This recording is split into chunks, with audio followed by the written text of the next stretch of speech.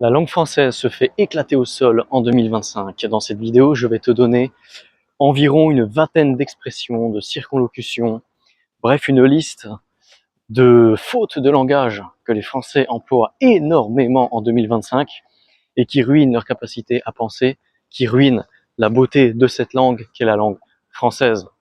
Laisse-moi d'abord faire un petit détour et t'expliquer quelques notions théoriques. Qu'est-ce qu'une langue? Une langue, c'est une technologie. C'est une technologie qui permet de véhiculer des informations, qui permet de véhiculer des émotions, bref, qui permet de créer de la cohésion. Laisse-moi remettre mes lunettes. Le soleil est très très fort aujourd'hui. Cette coordination, soit amoureuse, professionnelle, affective, ou tout ce que tu veux. Donc sans langage, il n'y a pas de coordination, et sans coordination, il n'y a pas de société. Le développement du langage est le développement même de la civilisation, de la richesse, de l'aisance, du raffinement. Imagine avoir un souci de santé et ne pas pouvoir exprimer ton problème à un médecin. Comment veux-tu régler ton problème dans une telle situation? Pourquoi et comment doit-on utiliser cette technologie qu'est le langage? Pour créer une cohésion, une coordination qui soit efficace, rapide, précise et qui permet d'exprimer à la fois tes pensées et que la personne avec qui tu parles, ton interlocuteur, reçoive tes pensées de la plus correcte des manières. J'ai constaté dans de plus en plus de vidéos, d'articles, de sources différentes qui m'ont inspiré cette vidéo, qu'il y a des expressions, des redondances, des fautes, différents types de fautes qui reviennent et qui alourdissent, qui rendent imprécis le langage. Ces expressions sont presque onomatopéennes. Tu sais, ce sont des onomatopées, ce sont des sons. Ce ne sont même plus des mots, des phonèmes, des syntagmes qui ont du sens, mais ce sont simplement des espèces de sons qui sortent de la bouche des gens et qui n'ont absolument aucun sens ni aucune cohérence. Alors dans les types de dégénérescence, on peut avoir la dégénérescence lexicale, c'est-à-dire le fait de connaître peu de mots, ce qui ne te permet pas d'exprimer tes pensées avec finesse, avec justesse, avec raffinement, avec précision. On peut avoir la dégénérescence syntaxique, le fait de faire des phrases courtes, de type sujet-verbe-complément, de ne jamais les développer plus que cela. Donc on ne peut pas exprimer une pensée complexe avec des phrases courtes, c'est impossible. Et enfin, on peut avoir l'appauvrissement ou la dégénérescence grammaticale, c'est-à-dire que les mots, les terminaisons, les conjugaisons ne correspondent pas aux règles et donc ne font pas sens. Une fois que ces bases sont posées, une fois qu'on s'est mis d'accord sur le fait qu'il faille bien parler, sur le fait qu'il faille utiliser cette technologie qui est le langage pour bâtir la civilisation, et bien une fois qu'on a fait cela, une fois qu'on est d'accord sur les bases, laisse-moi te présenter la liste, la fameuse liste des 20 expressions, circonlocutions à bannir de ton usage quotidien. Alors on commence avec la première expression. Est-ce que tu connais l'expression de ouf? Je déteste cette expression, de ouf.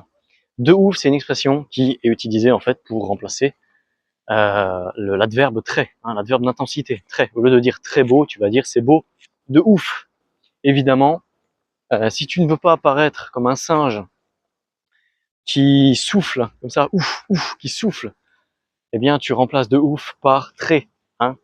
C'est beau de ouf, c'est très beau. C'est bon de ouf, c'est très bon. Ou alors c'est énormément bon, c'est intensément bon. Il y a 1 milliard de synonymes et de façons de remplacer cette horrible expression. Ensuite, on a c'est ouf, un peu le même problème. Donc au lieu de dire c'est ouf, dites c'est intéressant, c'est choquant, c'est intense, c'est scandaleux, etc. Bref, adaptez l'adjectif qui convient à la situation. Mais par pitié, arrêtez d'utiliser c'est ouf. Ça ne veut strictement rien dire. Et souffler n'a jamais été un mot. Une onomatopée, une telle onomatopée n'a jamais été un mot. Par pitié, arrêtez de l'utiliser. Ensuite, on a dans la liste genre. Ça te dit quelque chose? Il est genre motivé. Pour dire il est un peu motivé. Ou il est dans un état d'esprit motivé. Ou alors il est motivé tout simplement. Arrêtez d'utiliser ce genre. Vous pouvez vous pouvez en fait raccourcir la phrase pour exprimer ce que ce mot parasite est censé exprimer. Vous pouvez tout simplement Dire par exemple, au lieu de dire genre, j'ai mangé genre, ou j'ai envie de manger genre une pizza. J'ai envie de manger par exemple une pizza. C'est très facile de remplacer ce mot toxique qui ne veut rien dire. Ensuite dans la liste, alors on a une tendance langagière qui a tendance à assez m'énerver, c'est de répéter le pronom personnel. Je te donne un exemple. Ce gars, il travaille, etc., etc., quelque part. Mon père, il est boulanger. Arrêtez de répéter ce pronom. Mon père est boulanger, tout simplement. Il n'y a pas besoin de répéter le pronom. Et on a cette faute, cette lourdeur, de plus en plus. À tel point que certaines personnes croient que c'est normal et croient que c'est une règle de grammaire classique. Non, ça ne l'est pas. Ça alourdit le discours pour rien. Enlevez des mots, n'en rajoutez pas. Plus vous saurez exprimer vos pensées avec des mots simples, moins vous aurez besoin de faire des phrases longues, et plus votre communication sera efficace, sera précise, et correspondra à l'idée que vous souhaitez véhiculer. Ensuite, on a c'est ça que, c'est ça qui, ces fameuses circonlocutions. C'est ça qui, c'est Benoît qui, c'est Nicolas qui. Pareil, lourdeur inutile, redondance inutile. Au lieu de dire c'est Benoît qui a fait ça, Benoît a fait ça. Alors je sais, vous allez me dire oui, mais c'est une tournure qui exprime l'insistance, etc. Vous n'avez pas besoin d'utiliser autant de mots pour exprimer l'insistance. Vous utilisez l'intonation. Benoît a fait ça. La différence entre Benoît a fait ça et Benoît a fait ça. Vous mettez l'intonation sur la personne responsable de l'action. Il n'y a pas besoin de 15 000 mots. Et donc plutôt que de dire c'est Benoît qui a fait ça, dites Benoît a fait ça, tout simplement. Vous allez vous encombrer de beaucoup moins de mots. Imaginez que votre espace mental, c'est une chambre. Et les mots que vous utilisez sont des meubles. Est-ce que vous voulez mettre 15 000 meubles dans votre espace mental? Non. Le moins de meubles possible, parce que les meubles, ça prend la poussière, c'est lourd à transporter. Alors imaginez si vous mettez ça dans votre tête. Ensuite, on a au jour d'aujourd'hui. Alors ça, pareil, expression insupportable. On ne dit pas au jour d'aujourd'hui, on dit aujourd'hui, tout simplement. Pourquoi rajouter des mots à une expression qui existe déjà et qui n'a pas besoin de cela? Aujourd'hui, tout simplement. Ensuite, on a c'est blindé de. Alors, c'est blindé de. Blindé, c'est un adjectif qui désigne une surcouche sur un métal, d'accord? Donc un métal peut être blindé, et on n'a pas besoin, ou plutôt c'est incorrect, d'employer c'est blindé de. On dit c'est bondé de. Au lieu de dire c'est blindé de monde, dites c'est bondé de monde. Il est blindé de fric et il est riche.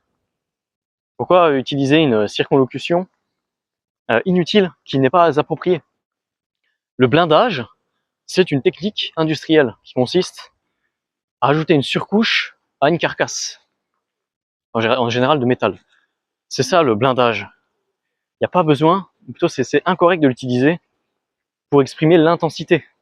Une autre, dans la foulée de la reprise du pronom. Il est où le pain? Vous connaissez ce genre de phrase. On ne dit pas il est où le pain. Alors il y a la reprise du pronom, donc il et le pain. Donc on dit deux fois la même chose pour rien.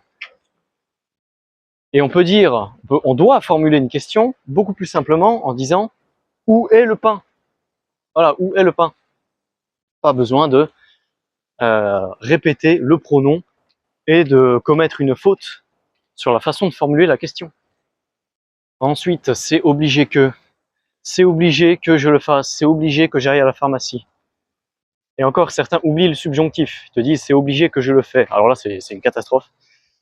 Bon, pareil, c'est obligé que. Oubliez cette construction de type c'est plus adjectif que, etc. Plus subjonctif, je rappelle. Utilisez je dois, le verbe devoir. C'est obligé que. Je suis forcé de, je dois.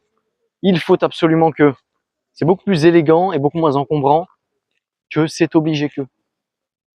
Ensuite, on a du coup. Vous connaissez celui-là? Du coup, tout le monde le dit, ça, surtout les jeunes. Du coup, arrêtez d'utiliser du coup. Utilisez l'équivalent en fonction de la situation. Si vous voulez dire j'ai chaud, du coup je prends mon parapluie, j'ai chaud, donc je prends mon parapluie. Bon, ça n'a pas de sens ici, mais c'est un exemple. Ou alors, pour dire du coup, qu'est-ce qu'on fait? Et dites alors qu'est-ce qu'on fait? Ce du coup, c'est pas vraiment une faute en soi, mais les gens l'emploient à toutes les sauces au lieu du mot qui sied à la situation, du mot précis qui convient. Au lieu de dire alors, au lieu de dire donc, au lieu de dire aussi, par exemple dans la phrase du coup je te donne 1000 euros, dites aussi je te donne 1000 euros. Vous connaissez cet adverbe de coordination? Aussi je te donne 1000 euros. C'est beaucoup plus élégant. C'est quoi l'avantage quand vous élevez votre niveau de langue, en fait vous triez les gens. Parce qu'il y a des gens qui ne vont pas pouvoir vous suivre. Quand vous triez les gens, et ben vous entourez de gens convenables, de gens à votre niveau. C'est extrêmement important de bien s'entourer. Ça n'a pas de sens de s'entourer de poids morts qui vont pas pouvoir vous suivre ou qui vont refuser d'élever leur niveau de langage parce qu'ils n'en sont pas capables. Ensuite sur la liste, on a c'est stylé ou c'est cool. Alors, soit tu parles anglais à 100%, soit tu parles français à 100%. Certains anglicismes sont acceptables, j'en fais parfois d'ailleurs moi-même, j'en emploie, mais de manière générale, il n'y a aucune raison d'employer un anglicisme là où des mots français existent. C'est cool, ce n'est pas une locution acceptable. C'est stylé. Au lieu de c'est stylé, utilisez l'adjectif qui convient à la situation. C'est intéressant. C'est riche. C'est n'importe quoi, mais utilisez l'adjectif qui convient au contexte plutôt que c'est stylé. Le style, c'est un synonyme pour la manière. C'est un synonyme pour éventuellement la manière de s'habiller. Donc le style vestimentaire. Le style, c'est stylé, est en réalité un adjectif plutôt de niche. Pas un adjectif qui doit s'appliquer à toutes les situations sans discrimination. On continue avec t'inquiète. Alors là, on entre dans le parler de racaille. C'est typiquement quelque chose que je déteste, que j'aborde. Le parler de racaille, t'inquiète. On ne dit pas t'inquiète, on dit ne t'inquiète pas. T'inquiète, ça ne veut rien dire. On dit ne t'inquiète pas, on dit sois rassuré, on dit n'aie pas peur, on dit fais-moi confiance. On continue avec en mode.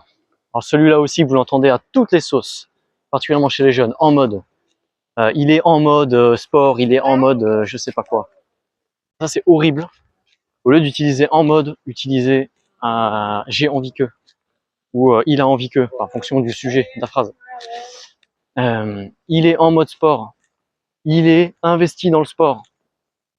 Il y a 1 milliard de façons de remplacer cette horrible expression. Il est en mode.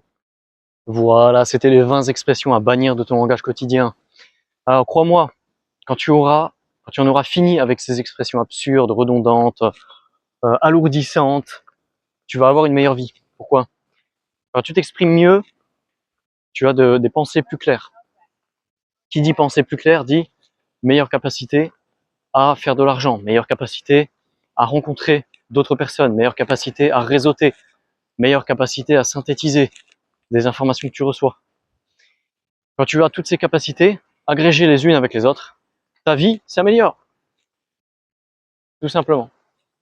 Tu t'exprimes mieux, tu penses mieux, tu noues de meilleurs liens, tu résous plus facilement les problèmes, tu prends de meilleures décisions, donc tu améliores ta vie. Alors la langue française se fait éclater au sol en 2025, aide-la à se relever. En attendant, je te dis à la prochaine. Ciao, ciao.